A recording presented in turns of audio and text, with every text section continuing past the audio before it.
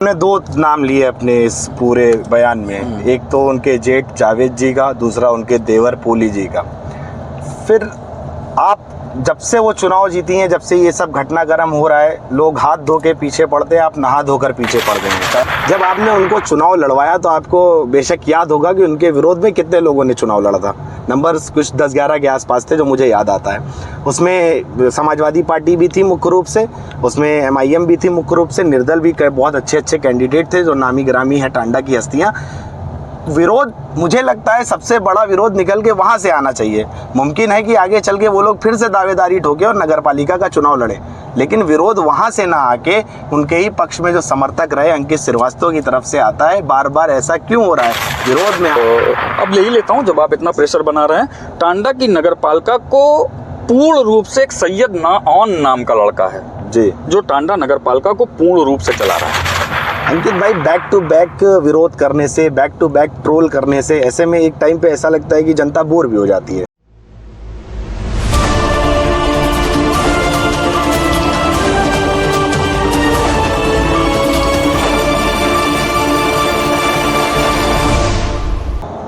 नमस्कार, अस्सलाम वालेकुम, सत श्री अकाल। मैं आपका होस्ट, आपका दोस्त अदीब सिद्दीकी। आप देख रहे हैं एजिस न्यूज़। एक शख्सियत हमारे साथ है जो समाज सेवी भी हैं, जिनका अपना खुद का स्कूल है और इस वक्त टांडा में बहुचर्चित चेहरा भी हैं। जो लोग टांडा नगर पालिका से बिलोंग करते होंगे वो ज़रूर इनको जानते होंगे, इस बात की गारंटी मैं ले सकता हूँ। अंकित श्रीवास्तव जी, आपका बहुत बहुत स्वागत है। सर्वप्रथम तो आपको बहुत ढेर सारी शुभकामनाएं और बधाई। आपने अपने इस बेबाक पत्रकारिता के जीवन में पुनः वापसी की है, बहुत ही अच्छा। मैं पूरे शहर की तरफ से अथवा पूरे ज़िले की तरफ से आपको बहुत बहुत धन्यवाद देता हूं, क्योंकि बहुत सारी बेबाकी पत्रकारिता में आप द्वारा बहुत सारी चीज़ों को, चैलेंजिंग चीज़ों को खोला गया और बहुत सारे लोगों का भला भी उससे हुआ है। मैं आपको बहुत बहुत धन्यवाद देना चाहता हूँ। Thank you sir. मैं शुरू यहीं से कर देना चाहता हूँ, क्योंकि जब से मैंने अपने सेकंड फेज़ शुरू किया है, मैं डायरेक्ट ज़्यादा टाइम नहीं लेता, मुद्दे पे आ जाता हूँ। तो बात यह है कि चुनाव हुआ, चुनाव में आप लोग बहुत दौड़े भागे, जगजाहिर है जो हुआ। आप टिकट लेने भी गए, उसमें आपका एक्सीडेंट भी हुआ, आपकी गाड़ी एकदम पूर्ण रूप से क्षतिग्रस्त हो गई, टिकट नहीं मिल पाया, खैर वो अलग बात है। उसके बावजूद आप कैंपेन में लगे रहे। मैं किसी और की नहीं, इस वक्त की मौजूदा चेयरमैन शबाना नाज के चुनाव की बात कर रहा हूँ, आप वाकिफ़ है। ऐसा क्या हुआ कि आप दूध की मक्खी की तरह निकाल दिए गए? आपने अपने एक सवाल में कम से कम 10 तरीके का सवाल पूछा है जी, और मुझे लगता है कि मुझे 10 बातों के जवाब में अलग अलग जवाबों को डिफ़ाइन करना होगा और एक्सप्लेन करना होगा। जी। देखिए, पहला तो मैं ये बता दूं, हाँ निश्चित तौर पर, और मैं ये धन्यवाद भी देना चाहता हूं कि आपको बहुत दूर तक की जानकारी है। अभी तक ये बात ऑन कैमरा आज आई है और हमारे घर में हमारे पिता को ये बात नहीं पता है कि मैं श्रीमती शबाना नाज के टिकट के लिए आदरणीय राष्ट्रीय अध्यक्ष जी से मिलने माहू गया था, जहाँ पे अम्बेडकर जी की जन्मस्थली है। वो अप्रैल का माह था, अप्रैल का महीना था और बहुत कुशल मुलाकात भी हुई और आदरणीय अखिलेश यादव जी से अपनी बात कहने का मौका भी मिला। बहुत भीड़ थी पर मौका मिला। एक समाजवादी साथी थे, ऑनलाइन कैमरे में मैं उनका नाम नहीं लूँगा, उनके साथ हम लोग गए थे। आदरणीय राष्ट्रीय अध्यक्ष जी से इंदौर में मुलाकात भी हुई और सफल मुलाकात थी। आदरणीय अखिलेश यादव जी ने कहा कि आप लोग कल, यानी मैं अगर आज उनसे शाम को मिला तो उन्होंने कहा कि कल आप लखनऊ कार्यालय आप लोग आकर के मिलिए जी। तो अब इसको अति उत्साह कह लीजिए या बचपना कह लीजिए कि हम लोगों ने बिना आराम किए गाड़ी को ड्राइव किया और हम लोग सुबह भोर में 4 बजे के आसपास इंदौर झांसी कानपुर हाईवे के पास थे और इत्तेफाक से दुर्भाग्य ये समझिए कि गाड़ी मैं खुद चला रहा था और नींद आ गई। बहुत बुरी तरीके से एक्सीडेंट हुआ और पूरी गाड़ी हमारी टोटल लॉस हो गई। भगवान की बड़ी कृपा थी कि गाड़ी अच्छी थी, एयरबैग्स खुल गए, जिसकी वजह से हम लोगों की जान बच गई। इसी बीच ये बात हम लोगों ने, जब ये सूचना जनाब नदीम उर्फ पोली जो शबाना नाज जी के देवर हैं, इन्हें जब इस बात की सूचना मिली तो ये बेचारे पार्टी कार्यालय अपने टिकट की चिंता को छोड़कर मेरे पास आने के लिए चिंता व्यक्त की है। तो मैंने ये कहा कि मैं पूर्ण रूप से स्वस्थ हूँ, मुझे कोई ऐसी परेशानी नहीं है, आप टिकट देखिए। सर्वप्रथम टिकट मिलना ज़रूरी है, आवाम के विकास के लिए, शहर के विकास के लिए टिकट मिलना आवश्यक है और उस पर आप फोकस करिए। तो बहरहाल फिर दुर्भाग्य कुछ ऐसा था कि पार्टी की अपनी कुछ नीति थी, अपनी कुछ व्यवस्थाएँ थी, जिनके नाते शबाना नाज को टिकट नहीं मिला। टिकट ना मिलने के बाद एक आम पब्लिक की बैठक बुलाई गई और बड़े विस्तार से, लगभग हम समझते हैं कि हज़ारों लोगों की संख्या में टांडा के जिम्मेदार नागरिक सबाना नाथ जी के घर के पास, गुल्लू भाई के घर के पास इकट्ठा हुए। वहाँ पर बहुत सारे विचार विमर्श होने के बाद एक निर्णय ये सामने आया कि चुनाव हमें लड़ना है। तो वहाँ हमारी भी प्रक्रिया जानने का काम किया गया, क्योंकि मैं समाजवादी पार्टी में एक जिम्मेदार पोस्ट पर प्रदेश सचिव व्यापार सभा था जी, और समाजवादी का बहुत ही सक्रिय कार्यकर्ता आज भी हूँ और उस दरमियान भी था। निश्चित तौर पर मुझे लगा कि यह सरकार बनाने का चुनाव नहीं है, ये अपने क्षेत्र के, अपनी आवाम का ध्यान रखने और क्षेत्र के विकास का चुनाव है। और इसमें मैं स्थानीय मुद्दों को लेकर के मैंने ये निर्णय लिया कि मुझे पार्टी की तरफ से जिन्हें टिकट मिला है उनके साथ कैंपेनिंग ना करके मैं सबाना नाच को निर्दल उम्मीदवार के रूप में चुनाव लड़ाऊंगा। और सभी की एक राय हुई, एक मत हुई और हम लोगों ने इस पर फैसला लिया और उसी दिन से हम सारे लोग चुनाव मैदान में आ गए। तो चूंकि मैं बड़ा स्पष्ट आपके कैमरे के माध्यम से आपको बता देना चाहता हूं कि सबाना नाथ जी को मैं कभी नहीं देखा था और ना मैं जानता था, ना मैं उन्हें पहचानता था। निश्चित तौर पर एक उम्मीदवार के रूप में मैंने उनको उस मीटिंग से पहले कभी नहीं देखा था। जनाब पोली साहब जो बहुत ही बेहतर समाजसेवी थे, और मुझे ऑन कैमरा भी आज की डेट में ये बात बोलने में कोई गुरेज नहीं है कि समाज सेवा में उसने अपने व्यापार को ख़त्म कर लिया। और बहुत ही मुझे लगता है कि कैमरे के सामने बोल रहा हूँ, शायद मेरी बात कुछ लोगों को अच्छी लगे, कुछ लोगों को ख़राब लगे, लेकिन आज की डेट में वो बेचारा एक बहुत ही बुरे दौर से गुजर रहा है। निश्चित तौर पर 250 से ऊपर बेटियों की शादी, 57 से ऊपर ओपन हार्ट सर्जरी और बहुत सारे ऐसे लोगों की खिदमत उस व्यक्ति ने की है जिन्हें मैं ज़रूरतमंद समझता था कि हाँ ये वास्तविक रूप में ज़रूरतमंद है। आप विश्वास माने, ना हिंदू ना मुसलमान, इंसानियत के नाम पर अगर हमने भी किसी के लिए कह दिया है कि भैया ये बहुत परेशान है, इसकी बेटी की शादी करानी है, तो कहीं ना कहीं इस पूरे स्वभाव से प्रभावित होकर मैंने नदीम उर्फ पोली के परिवार से किसी व्यक्ति को चेयरमैन बनाने की बात को स्वीकार कर लिया। अब बात आती है कि सबाना नाच पर फैसला क्यों हुआ। चूँकि जनाब अयाज गुल्लू साहब ने टांडा की आवाम के लिए बहुत काम किए थे। समाजवादी की सरकार में उस व्यक्ति ने बहुत सारे लोगों की मदद की थी, जिसके नाते दिमाग में ये आया कि अब चूंकि गुल्लू साहब नहीं हैं तो कहीं ना कहीं उनके सपनों को उनकी पत्नी के द्वारा पूरा कराया जाए। इसलिए वो पूरी तरीके से पौंडलिक मोहर सबाना नाच के लिए लग गई। खैर चुनाव शुरू हुआ, कैंपेनिंग शुरू हुई, बहुत सारे उतार चढ़ाव को हम लोगों को देखना पड़ा। अपने तो पूरे चुनाव की कैंपेनिंग को कवर किया है लगभग, और आप कहीं ना कहीं जानते हैं संघर्षों के बारे में। सत्ता के विपरीत चुनाव लड़ना था, मौजूदा समाजवादी पार्टी के कैंडिडेट के विरुद्ध चुनाव लड़ना था। आप ये समझ सकते होंगे कि टांडा कहीं ना कहीं समाजवादी का गढ़ माना जाता है, और उस गढ़ में एक निर्दल प्रत्याशी को चुनाव लड़ाना और लड़ा करके जिताने का एक पूरा संभल तैयार करना ऊँट के मुंह में जीरा डालने के बराबर कहीं ना कहीं था। फिर भी ऊपर वाले ने हिम्मत दी, आवाम ने ताकत दी। आवाम की ताकत के सहारे हम लोगों ने बहुत ज़बरदस्त तरीके से चुनाव लड़ा और आवाम चुनाव जीती। मैं अपनी कैंपेनिंग में भी लगातार ये बात कहता था कि आवाम चुनाव जीतेगी। निश्चित तौर पर आवाम चुनाव जीती और एक बहुत अच्छे माहौल के साथ जो एक ताजपोशी होती है चेयरमैन की, वो ताजपोशी हुई। खैर दुर्भाग्य है मेरा कि मेरा कुछ ऐसा आवश्यक कार्य था कि मैं शपथ ग्रहण के दिन वहाँ उपस्थित नहीं था। तो बहुत सारे लोगों ने उस समय भी ये र्यूमर उड़ाया कि ये लगता है इनकी कुछ बिगड़ गई और कोई नाराज़गी हो गई, लेकिन ऐसा नहीं था। उस समय मैं आपको थोड़ा सा याद दिलाना चाहूँगा, थोड़ा पीछे ले जाना चाहूँगा। उस दरमियान जावेद भाई जो पोली भाई के बड़े भाई हैं, बहुत ही एक्टिव थे और नगर पालिका का काम, उसका उतार चढ़ाव और शहर के विकास के बारे में सारा काम लगभग वही देखने का काम कर रहे थे। कहीं ना कहीं ये था कि भाई महिला हैं और धीरे धीरे सीखेंगी, तो इसके नाते वो लगे हुए थे। लेकिन एक बहुत ही बड़ी और घातक प्लानिंग के अंतर्गत जावेद भाई को सबसे पहले इस पूरे नगर पालिका की व्यवस्था या आवाम या सामाजिक कार्यों से बहुत ही एक घातक प्लान बनाते हुए, मैं ऑन कैमरा शायद हो सकता है कि अभी मेरे मूड में आ जाए तो मैं नाम भी ले लूँगा, लेकिन अभी नहीं लेना चाहता। तो मैं पहले तो उनको बैकडोर का रास्ता दिखाया गया, जो आपने कहा कि दूध में मक्खी की तरह निकाल के फेंका गया। तो सबसे पहले तो चेयरमैन साहिबा के जेठ दूध में मक्खी की तरह फेंके गए। अंकित श्रीवास्तव भी बहुत बाद में आते हैं, उनका खून का रिश्ता था। पहले तो उस खून के रिश्ते को मक्खी की तरीके से फेंक दिया गया। फिर नंबर आता है जनाब पोली साहब का कि अब पोली साहब लाइमलाइट में आ गए हैं और अब वो देखेंगे व्यवस्थाओं को, वो चलाएंगे। तो अच्छा लगा, मुझे भी सुन के बड़ा अच्छा लगा, क्योंकि मैं भी उस समय में स्कूल है मेरा और भी मेरे बिजनेस हैं, तो सब 2-3 महीने में काफ़ी अव्यवस्थित हो गए थे। तो मुझे भी 2-3 महीने का एक समय था कि मुझे अपनी भी चीज़ों को व्यवस्थित करना है, क्योंकि पेट है, रोजी रोटी है, तभी सारी चीज़ें चलेंगी। तो उस दरमियान जो है जनाब पोली साहब आ गए, तो मुझे कहीं से ये पता चला कि बस जनाब पोली साहब भी महीने 15 दिन के मेहमान हैं। बहुत जल्दी एक बड़ी प्लानिंग, एक बड़ा विश्वासघात, आप समझ नहीं सकते, आप इसकी इमेजिन नहीं कर सकते हैं कि एक बहुत बड़ी प्लानिंग के अंतर्गत जनाब पोली साहब को, जो एक बेहतर समाज सेवी साबित हो सकता था शहर के लिए एक बेहतर काम कर सकता था, मैं तो ये कहूँगा कि दूध की मक्खी की तरह नहीं, उसको और भी जो कुछ कहा जाए वो बहुत बुरी तरीके से फेंका गया, बहुत बुरी तरीके से फेंका गया।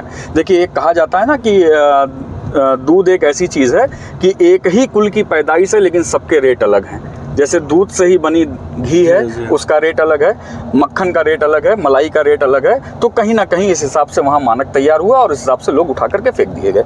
अब सवाल ये आता है कि अंकित श्रीवास्तव ने नगरपालिका में हस्तक्षेप ही कब किया? अंकित श्रीवास्तव ने नगरपालिका में हस्तक्षेप करना शुरू किया जब ये देखा कि केवल नगरपालिका टांडा भ्रष्टाचार की भेष चढ़ती जा रही है। हमारा जो मैनिफेस्टो था, हमारा जो घोषणा पत्र था, उस घोषणा पत्र का 0.1% भी काम नहीं हो रहा है। निश्चित तौर पर हर काम इसलिए हो रहा है कि हमारा अपना व्यक्तिगत विकास कैसे होगा। चेयरमैन टांडा, देखिए, महिला हैं, हम उनका पूरा सहयोग, आपने मेरी एक भी मीडिया पोस्ट में ये नहीं देखा होगा कि डायरेक्टली मैंने बड़ी ही अदब के साथ उन्हें चीज़ों की सूचना दिया, उनको बताया, लेकिन उस पर कोई कार्रवाई ना करके उल्टे ही कोई ना कोई इल्ज़ाम सेट कर देने का काम आदरणीय चेयरमैन साहिबा ने और या उनके गुर्गों ने करने का काम शुरू किया। तो अब यही है, इस तरीके से सारी चीज़ें चल रही हैं। आपने 2 नाम लिए अपने इस पूरे बयान में, एक तो उनके जेठ जावेद जी का, दूसरा उनके देवर पोली जी का। फिर आप जब से वो चुनाव जीती हैं, जब से ये सब घटनाक्रम हो रहा है, लोग हाथ धो के पीछे पड़ते हैं, आप नहा धोकर पीछे पड़ गए हैं, चाहे वो सोशल मीडिया हो या आंदोलन की चेतावनी देना हो सभासदों के साथ मिल करके। तो क्या इसमें परिवार का बैकअप है, उनके ही परिवार का बैकअप आपको मिल रहा है?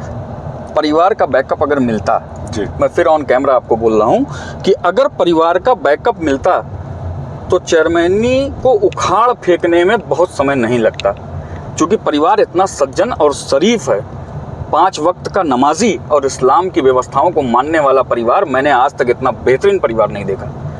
अगर परिवार साथ देता तो चेयरमैन टांडा का दिमाग कब का सही हो गया होता। लेकिन कहीं ना कहीं मैं आपको स्पष्ट कर देता हूं कि परिवार में जो कर रहा हूं ये मेरी व्यक्तिगत कार्य प्रणाली है, मेरी व्यक्तिगत सोच है, इसमें परिवार के किसी भी सदस्य का किसी भी रूप में मुझे कोई सहयोग नहीं प्राप्त है। इस तरीके का विरोध तो परिवार भी नहीं कर रहा है। जैसा कि आपने कहा कि उनका खून का रिश्ता था, उनको पहले हटाया गया या निकाल के फेंक दिया गया, तो जैसा विरोध आप कर रहे हैं, इस तरीके का विरोध करने की हिम्मत तो उनका परिवार भी नहीं कर पा रहा है। तो ऐसे में कहीं कारण ये तो नहीं कि टांडा नगर पालिका में एक नजूल की ज़मीन थी जिसको आप लेना चाहते थे या जिस पे आपकी नज़र थी, या मान लीजिए कोई हनुमानगढ़ी का एक ठेका था, उड़ते उड़ते ऐसी खबरें हैं, जिसको आप चाहते थे, तो ये चीज़ें नगर पालिका द्वारा आपको नहीं दी गई, चेयरमैन साहिबा द्वारा आपको नहीं दी गई, जिसका रूप ये हुआ कि आप इतने दमखम से उनका विरोध कर रहे हैं। आपने 3 बातें कही हैं जी। एक बात जवाब देने वाली है, दूसरे में 2 सवालों में आपने हमको अपराधी बनाया है। जी। पहले का जवाब दे देता हूँ जी। पहले में आपने ये कहा कि परिवार विरोध कर सकता था, उसने विरोध नहीं किया। तो कहीं ना कहीं एक कहावत चरितार्थ होती है कि अगर कोई उंगली कट गई है तो उसको हम काट के फेंक नहीं देंगे, उसका इलाज करेंगे। शायद हो सकता है परिवार इस उम्मीद में हो कि कल का भूला आज घर आ जाए, ऐसी कुछ कहावत है, आप जानते भी होंगे। दूसरा, आपने एक हमारे ऊपर आरोप लगाया जिसमें हमको आपने आपराधिक कटघरे में खड़ा किया। पहला तो ये आपने कहा कि आप कोई ठेका मांग रहे थे। जी। कोई हनुमानगढ़ी से रिलेटेड आपने बताया। आप पता करिए कि क्या हनुमानगढ़ी में किसी भी काम को करने के लिए कोई टेंडर आया? जी। यदि टेंडर आया हो तो सवाल उठता है कि उसके ठेके को किसी ने मांगा। अंकित हो सकते हैं, अदीब हो सकते हैं या अन्य कोई हो सकता है। जी। जब आज तक वहां पर कोई टेंडर ही नहीं आया तो अंकित श्रीवास्तव हनुमानगढ़ी पर किस काम को करने का टेंडर मांग रहे थे? पहला सवाल, पहला जवाब। जी। दूसरी बात कि यदि अंकित श्रीवास्तव टेंडर मांग भी रहे थे तो कौन सा अपराध कर रहे थे? कौन सा अपराध कर रहे थे? टेंडर मांग रहे थे, कार्य करते तो काम होता। अंकित श्रीवास्तव क्या ठेकेदार हैं नगर पालिका के रजिस्टर्ड? अगर शबाना नाथ जी मेरा कोई रजिस्ट्रेशन नगर पालिका में ठेकेदारी होने का दिखा दें तो मैं आज से उनका विरोध बंद कर दूंगा।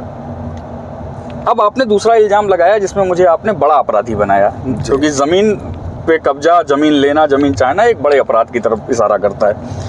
मैं आपको पहले तो ये स्पष्ट कर दूं ऑन कैमरा कि 1 1 इंच, मैं 1 इंच की बात कर रहा हूँ, 1 स्क्वायर फीट 2 स्क्वायर फीट की भी बात नहीं कर रहा हूँ। 1 इंच ज़मीन भी नज़ुल की मेरे कब्जे में नहीं है, ना मेरे परिवार के किसी सदस्य के कब्जे में है। पहले तो ये स्पष्ट कर देता हूँ। दूसरा, मैं एक पढ़ा लिखा व्यक्ति हूँ, कहीं ना कहीं कानूनों का जानकार भी हूँ।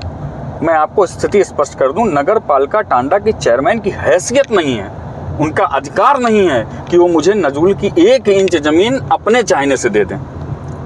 ये मैं जानकार व्यक्ति हूँ। नगर पालिका की जो नज़ुल लैंड होती है उसका आला मालिक सर्वप्रथम राज्यपाल होता है, सेकंड नंबर पर बिहाफ ऑफ एडीएम उसका बैनामा करता है, उसकी रजिस्ट्री करता है। दूसरा, ऑन कैमरा बहुत सारे ऐसे भ्रमित लोग हैं। आपने बहुत अच्छा सवाल किया है और निश्चित तौर पे आपने मेरे बारे में अच्छी स्टडी की है, तभी आपको ये सारी चीज़ें निकल करके आपके सामने आ रही हैं। नज़ुल नीति पर सरकार ने रोक लगा रखी है। नज़ुल की ज़मीन फ्री होल्ड हो ही नहीं सकती है, उसकी एक प्रक्रिया है। अंकित श्रीवास्तव कौन सी ज़मीन मांग रहे थे? और क्या नगर पालिका की चेयरमैन की हैसियत है कि वो नज़ुल की ज़मीन हमको दे सकेंगी? जी, अगर हो तो आप जरा इस कानून को पढ़ें और इसकी जानकारी लें। अगर होगी तो मैं इस बात को स्वीकार करने को तैयार हूँ। और नगर पालिका की चेयरमैन को खुल कर आकर ऑन कैमरा, मैं तो आरोप लगा रहा हूँ ना, उन्हें आगे सफाई देनी चाहिए। ये क्या बात हुई कि न खाता न बही, जो टांडा नगर पालिका चेयरमैन कहें वही सही? ये तो दुर्भाग्य है। तो पंडित सिंह की याद आ गई। खैर, ये बताइए आप कि जब आप कैंपेन कर रहे थे तो क्या शबाना नाज जी से आपकी कोई मुलाकात, कोई बातचीत, कुछ भी? हाँ, निश्चित तौर पर मैंने आपसे कहा कि जिस दिन पहली बैठक हुई, चुनाव लड़ने पर जब गंभीरता से चर्चा हुई, उससे पहले तक मेरी शबाना नाज से कोई मुलाकात नहीं हुई थी। चुनाव डिसाइड होने के बाद जब उनको प्रत्याशी माना गया मनोभाव से, तो उसके बाद मेरी मुलाकात भी होती रही, बातचीत भी होती रही और बहुत सारे काम को हम लोगों ने साथ मिलकर के चुनाव के दरमियान किया भी है।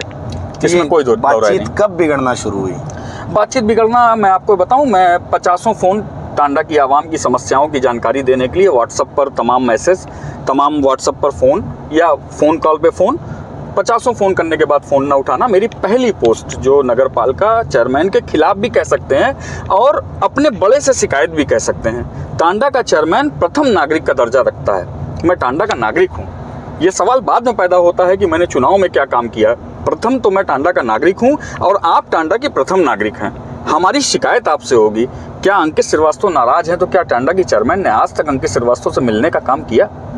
एक मानवता के तौर पर भी चुनाव कैंपेनिंग में आपके साथ, आपकी पारिवारिक समस्याओं में आपके साथ, गुल्लू भाई की हत्या के समय में आपके साथ, क्या कभी आपने हमारी नाराजगी के बारे में जानना चाहा? नहीं। मतलब चुनाव मैं आपको बता दूं, कभी जानना चाहा? नहीं जानना चाहा। फिर मैं आपको स्पष्ट कर देता हूं, फिर उन्होंने जो 2-4-5 गुर्गे पाल रखे हैं, उन गुर्गों के माध्यम से तरह तरह की भद्दी गालियां, तमाम तरह की, कभी उनको रोकने का काम किया चेयरमैन टांडा ने? रोकना चाहिए था ना कि भाई हमको तो समझ लेने दो, हमारे परिवार के ही हैं, हमको एक बार उनसे पूछ लेने दो। कभी पूछने का काम नहीं किया गया। तो चुनाव जीतते ही बातें बिगड़ना शुरू हुई, कुछ तो ऐसा हुआ होगा। नहीं, बिल्कुल ऐसा नहीं हुआ जी। जावेद भाई आए, मैंने आपको पूरी डिटेल्स में भी बताया, ये दोबारा उसको रिपीट करने कोई मतलब नहीं है। मैं जानना चाह रहा हूँ तो अब ले ही लेता हूँ, जब आप इतना प्रेशर बना रहे हैं। टांडा की नगर पालिका को पूर्ण रूप से एक सैयद नाम का लड़का है जी, जो टांडा नगर पालिका को पूर्ण रूप से चला रहा है जी। और मैं ये खुल करके कैमरे के माध्यम से कह सकता हूँ कि जिसको टांडा के हालातों की, आवाम की आवामी जरूरत की एक पैसे की जानकारी नहीं है, वो आदमी नगर पालिका का मार्गदर्शक बन के बैठा हुआ है।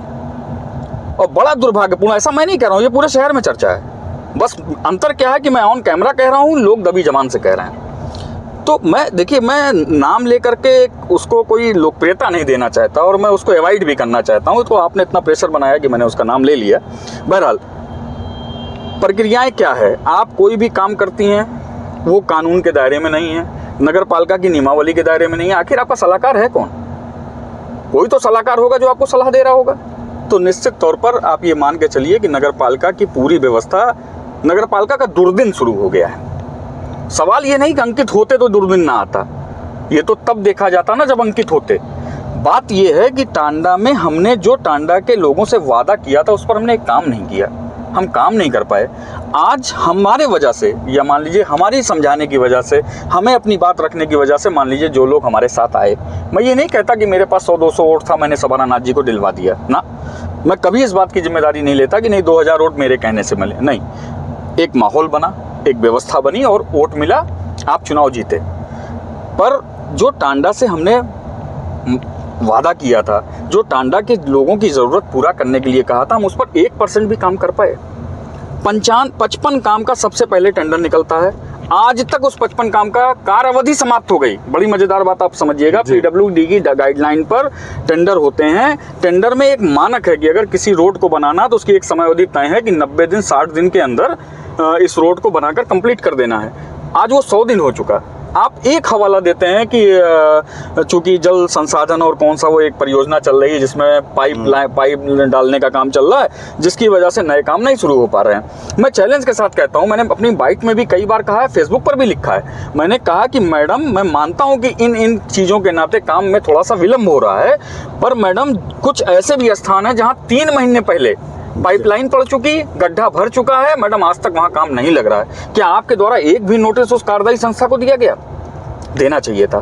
फिर सवाल ये बनता है कि मैडम आप ईमानदार चेयरमैन के रूप में टांडा में चेयरमैनी जीती हैं, ये ऐसा माना गया कि आप ईमानदारी से काम करेंगी, तो क्या शबाना नाज जी ने आज भी, मैं मानता हूं कोई टेक्निकल नहीं है, क्या किसी गुणवत्ता वाली टीम के साथ मिल करके किसी भी मानक विहीन या मानक के साथ बन रही रोड का निरीक्षण किया? वो टेक्निकल नहीं है, वो नहीं जान पाएंगी कितना मसाला पड़ा, कितनी थिकनेस होनी चाहिए, कितनी मोटाई, कितनी चौड़ाई। पर क्या उस मामले की जानकार किसी भी टीम को लेकर के कोई निरीक्षण इनके द्वारा किया गया? मैं कह तो रहा हूं, मैं आरोप लगा रहा हूं, वो जवाब देना, जवाब क्यों नहीं देती हैं? विरोध की एक लंबी लिस्ट है आपके पास, मैं आपकी सारी बातों से समझ गया कि आप हर छोर पर उनका विरोध कर रहे हैं, लेकिन अंकित भाई नहीं, फिर मैं आपको रोकूंगा, मैं विरोध नहीं कर रहा हूँ जी, मैं टांडा को सुधारने की बात कर रहा हूँ, मैं आवाम की आवामी जरूरत को पूरा कराने की बात कर रहा हूँ। ये चीज नगर पालिका नहीं कर पा रही है। नगर पालिका नहीं कर पा रही, ये गंभीर सवाल नहीं है। सवाल सबसे ज्यादा गंभीर ये है कि टांडा का प्रथम नागरिक मूक दर्शक क्यों बना हुआ है, जी, चुप क्यों है? हाँ, मतलब उनकी कार्यशैली पे एक सवालिया निशान है। बस मैं ये जानना चाह रहा हूँ, और ये अहम मुद्दा भी है, जब आपने उनको चुनाव लड़वाया तो आपको बेशक याद होगा कि उनके विरोध में कितने लोगों ने चुनाव लड़ा था। नंबर कुछ 10-11 के आसपास थे जो मुझे याद आता है। उसमें समाजवादी पार्टी भी थी मुख्य रूप से, उसमें MIM भी थी मुख्य रूप से, निर्दल भी बहुत अच्छे कैंडिडेट थे जो नामी गिरामी है टांडा की हस्तियाँ। विरोध, मुझे लगता है सबसे बड़ा विरोध निकल के वहाँ से आना चाहिए। मुमकिन है कि आगे चल के वो लोग फिर से दावेदारी ठोके और नगर पालिका का चुनाव लड़े, लेकिन विरोध वहाँ से ना आके उनके ही पक्ष में जो समर्थक रहे अंकित श्रीवास्तव की तरफ से आता है। बार बार ऐसा क्यों हो रहा है? विरोध में आपके साथ ऐसे भी उम्मीदवार आने चाहिए जो शबाना नाज के खिलाफ चुनाव लड़ चुके हों, जिनको आगे राजनीति करनी हो टांडा में। देखिए, बड़ा अहम सवाल है और गंभीर है, आपने इस पर चिंतन किया, ये अच्छी बात है। टांडा की चेयरमैनी मेरे हिसाब से एक पैकेज है जी, जो टांडा की एक तबका आवाम एक पैकेज के रूप में 5 साल के लिए एक किसी को देती है। हर बार ऐसा देखा गया है। और ये आप यूं कह लीजिए कि टांडा की जो चेयरमैनी है वो चेयरमैनी के चुनाव के समय ही चेयरमैनी जगती है और चुनाव के बाद चेयरमैनी बंद हो जाती है। आपने बिल्कुल सही बात कही कि जो अपोजिशन में थे उन लोगों को कहीं ना कहीं आकर के इन सारी बातों का विरोध करना चाहिए। अंकित श्रीवास्तव जो समर्थन में थे वो क्यों कर रहे हैं जी? अगर आपने मेरी तकरीर सुनी होगी, यदि आपने ये सुना होगा कि अंकित श्रीवास्तव की कोई भी स्पीच आपने सुनी होगी, कोई भाषण आपने सुना होगा, तो अंकित श्रीवास्तव ने अपने हर जगह की स्पीच में ये कहा कि यदि शबाना नाज अच्छा और बेहतर काम नहीं करेंगी, ये भी और लोगों की तरह भ्रष्टाचार में लिप्त रहेंगी, तो सबसे पहले दरी बिछाने का काम, आंदोलन करने का काम आपका बेटा डॉक्टर अंकित श्रीवास्तव करेगा। ये आप मेरी कोई भी पुरानी स्पीच में चले जाइए, आपको हर जगह मिल जाएगा। तो यदि मैं उस धर्म को निभा रहा हूँ तो क्या कोई पाप कर रहा हूँ? कोई पाप तो नहीं कर रहा हूँ। निश्चित तौर पर मैंने आवाम से ये वादा किया था कि यदि आपकी बुनियादी ज़रूरतों पर कोई डाका डालेगा, कोई ऐसा व्यक्ति जिस पर भ्रष्टाचार करेगा, तो निश्चित तौर पर उसका विरोध भी करने के लिए मैं आपका बेटा आपके सामने सबसे पहले खड़ा रहेगा। कि एक वेव तैयार करने की तैयारी तो नहीं है कि इस तरीके से एक आंदोलनकारी के रूप में आप अपनी पहचान बनाएं और फिर टांडा से ताल ठोक दें, सिंपैथी में आपके साथ लोग जुड़ जाए, क्योंकि जातिगत समीकरण तो आपके साथ बिल्कुल नहीं जाता दिख रहा है कि आप चुनाव लड़ें और चुनाव जीत जाएं। तो कहीं आपके दिमाग में ऐसा कुछ तो नहीं चल रहा है? आपकी ये बात जो है जी महत्वपूर्ण है। आपको लोकपाल बिल के लिए एक आंदोलन अन्ना हजारे साहब ने चलाया था, वो याद है जी? और मुझे लगता है कि आप उस समय जागरूक रहे होंगे और आपने बहुत करीब से उस आंदोलन को देखा होगा। मेरी अपनी याददाश्त में उतना बड़ा आंदोलन मैंने कभी नहीं देखा। उसमें मुख्यमंत्री के रूप में जन्म जो है वो अन्ना हजारे साहब का नहीं हुआ जी, अरविंद केजरीवाल साहब का हुआ। बिल्कुल। आंदोलन के मुख्य आयोजक के मुख्य अतिथि कहीं ना कहीं अन्ना हजारे साहब थे, तो क्या मुख्यमंत्री वो बने?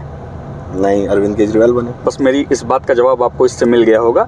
एक ईमानदार आदमी की तलाश अंकित श्रीवास्तव को भी है और मिलेगी। आवाम पे पूरा भरोसा है, 2006 से आवाम की खिदमत में हूँ और मुझे मालूम है फिर से मंच पे जाऊँगा और उस ईमानदार व्यक्ति के चेहरे को दिखाऊंगा। हाँ, बस आँख पर काली पट्टी बांध कर विश्वास नहीं करूँगा। किसी ने कह दिया कि आँख बंद कर लो और कह दो अंधेरा है, ये नहीं कहूँगा। यहाँ चूक हुई है, यहाँ गलती हुई है, इसको स्वीकार करता हूँ। मतलब किंग नहीं, किंग मेकर बनना चाहते हैं? आवाम का सेवक बनना चाहता हूँ। किंग मेकर बहुत बड़ी चीज़ हो गई।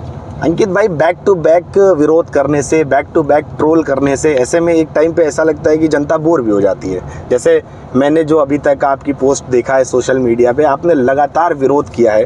वो आप अपने जवाब में आपने कह दिया कि टांडा के काम के लिए आप लोगों को जागरूक करना चाह रहे हैं, जो काम नहीं हो रहा है उसलिए आप कर रहे हो सब, वो सारी बातें आपकी ठीक है। लेकिन क्या आपको ये नहीं लगता एक टाइम पे आके लोग चेयरमैन साहिबा के साइड चले जाएंगे और ये कहेंगे कि भाई इनका तो सुबह शाम का यही काम है कि चेयरमैन का विरोध करते हैं? देखिए, अगर हमारा उद्देश्य चेयरमैन टांडा को सिर्फ क्रिटिसाइज करना और बदनाम करना होता तो शायद मैं अपनी प्रक्रिया को बंद कर देता जी। पर आप मेरी बात को समझिए और मेरी भावनाओं को समझिए। मेरी हर पोस्ट के पीछे एक राज छुपा हुआ है और वो मैं आपको एक्सप्लेन करना चाहता हूँ। थोड़ा सा वक्त चाहूँगा आपका। मैंने एक पोस्ट डाली कि फला जगह गंदगी है, 6 दिन से यहाँ पर कोई भी जमादार सफाई करने नहीं आया है। आप विश्वास नहीं मानोगे, इतनी तेज कार्रवाई हुई कि 20 मिनट के अंदर नगरपालिका टांडा की पूरी टीम वहां पहुंच गई और ऐसा साफ कर दिया जैसे लग रहा था कि शीशे में अपना चेहरा देख लो। मैंने एक नाले की फोटो पोस्ट की और बताया यहाँ सफाई नहीं हो रही है। आप विश्वास नहीं मानोगे, 1 घंटे के अंदर पूरी नगरपालिका की टीम वहां पहुंच गई। ठीक, 2 चीजें हैं। अगर मैं चाहता कि चेयरमैन टांडा बदनाम हो या उनका राजनीतिक भविष्य खराब हो जाए तो मैं पोस्ट डालना बंद कर दे। एक राजनीतिक जानकार के नाते मैं ये बात आपको बता रहा हूँ कि अगर मैं पोस्ट डालूंगा काम हो जाएगा, जनता फिर से खुश हो जाएगी। क्योंकि मुझे चेयरमैन टांडा से कोई लेना देना नहीं, मुझे अपनी आवाम से लेना देना है। मैंने उनसे वादा किया है और अगर इसके पीछे मेरी कोई रणनीति होती या मेरा कोई खुद का स्वार्थ होता तो निश्चित तौर पर मैं आपकी इस बात को मान लेता।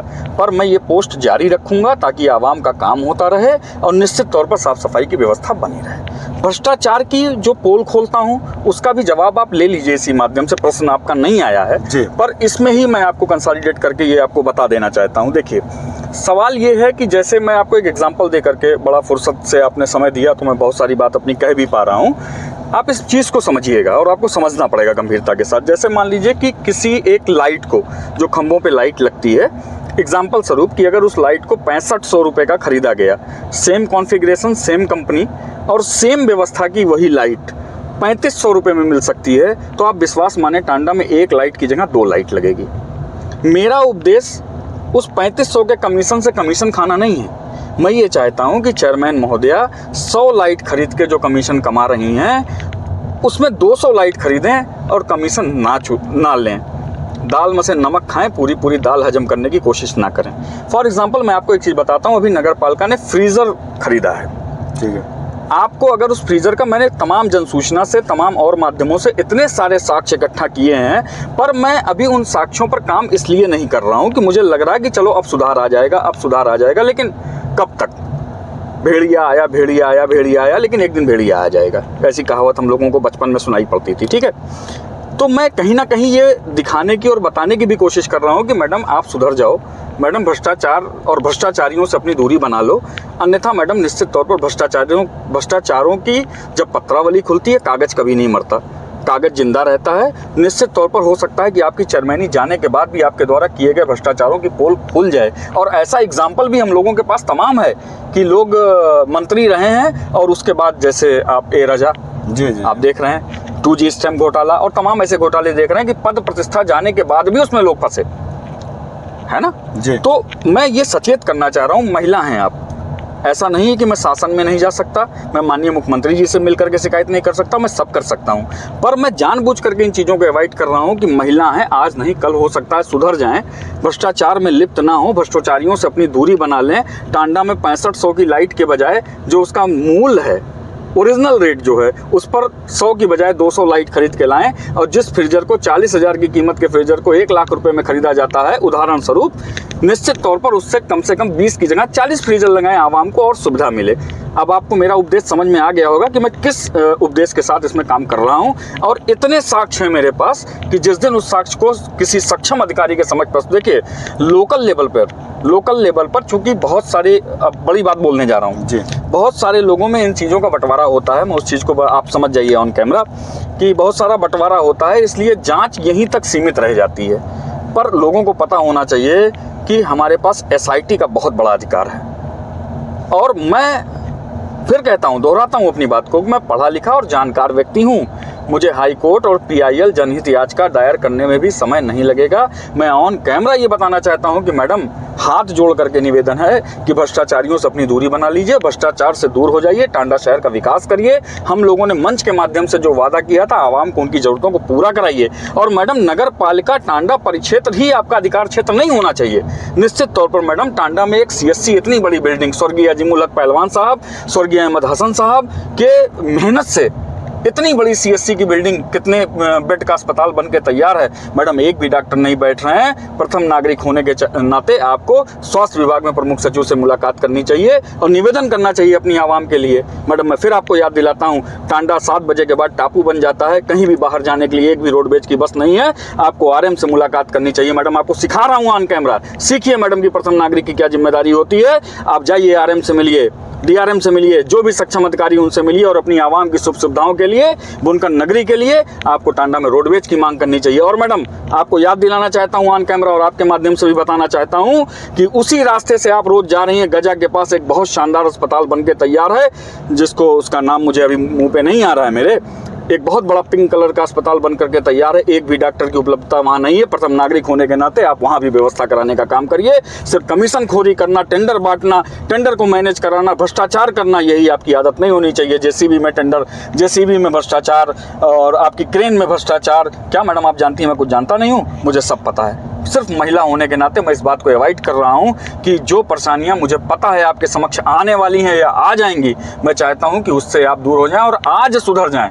मैं फिर उस बात को दोहराता हूँ कि अगर कल का भूला आज घर आ जाए तो उसको भूला नहीं कहते हैं। हम टाइम लिमिट क्रॉस कर चुके हैं, लेकिन फिर भी एक आखिरी सवाल करूंगा। क्या शबाना नाज किसी जरिए आपसे कांटेक्ट करने की कोशिश करती हैं तो आप कैसे मैनेज होंगे? मुझे बहुत खुशी होगी जी, जिस दिन आदरणीय शबाना नाज जी मुझको कॉल करेंगी। मैं ऑन रिकॉर्डिंग बात करूँगा और किस हद तक जा कर के मैनेज हुआ हूँ, कहाँ मैनेज हुआ हूँ, इसको सार्वजनिक कर दूँगा। मेरा मैनेज होने का, मैं फिर आपको बता दूं, मैनेज होने का एक ही, आज ही बता देता हूं, अपनी शर्तों को रख देता हूं कि मैं कैसे मैनेज होऊंगा, अंकित श्रीवास्तव कैसे मैनेज होंगे, वो आज ही बता देता हूं और कई बार बता भी चुका हूं। आज ही बता दे रहा हूं। टांडा में अच्छी सुविधा जी, आवाम से किए गए वादे को पूरा करना, भ्रष्टाचार से दूरी बनाना, 40% कमीशन को बंद कराना, परचेजिंग करने वाले सामानों में भ्रष्टाचार को दूर करना, डीजल की चोरी को बंद करना, आवाम को एक एक बूंद पानी के लिए तरसाने वाली नगरपालिका के खिलाफ सख्त कार्रवाई करना। इन शर्तों के साथ अगर चेयरमैन टांडा हमसे कोई भी समझौता करने को तैयार है तो अंकित श्रीवास्तव कल से चेयरमैन साहब जिंदाबाद, शबाना नाज जिंदाबाद का नारा लगाने के लिए तैयार है। तो ये थे अंकित श्रीवास्तव, वरिष्ठ समाज सेवी, वरिष्ठ समाजवादी कार्यकर्ता, नगरपालिका चेयरमैन के पूर्व में बहुत करीबी, फिलहाल बहुत ज़्यादा दूरी। इन्होंने अपनी बात रखी, बातों में बताया कि टांडा नगरपालिका का विकास ही इनके लिए सब कुछ है। उसके लिए इनको जिस हद तक जाना पड़े ये जाएंगे। काफ़ी लंबी बातचीत रही। आपके समय के लिए बहुत बहुत शुक्रिया अंकित जी। आपका भी बहुत बहुत धन्यवाद। आपने कीमती समय में से इतना समय निकाला, हमको दिया। और दूसरा ये है कि आपकी बेबाक पत्रकारिता का मैं बहुत दिन से कायल हूँ और बहुत ही बेबाकी के साथ आप सवाल पूछते हैं, इसके लिए आपको बहुत बहुत धन्यवाद। मैं था दीप सिद्दीकी, आप देख रहे थे जिस न्यूज़। धन्यवाद।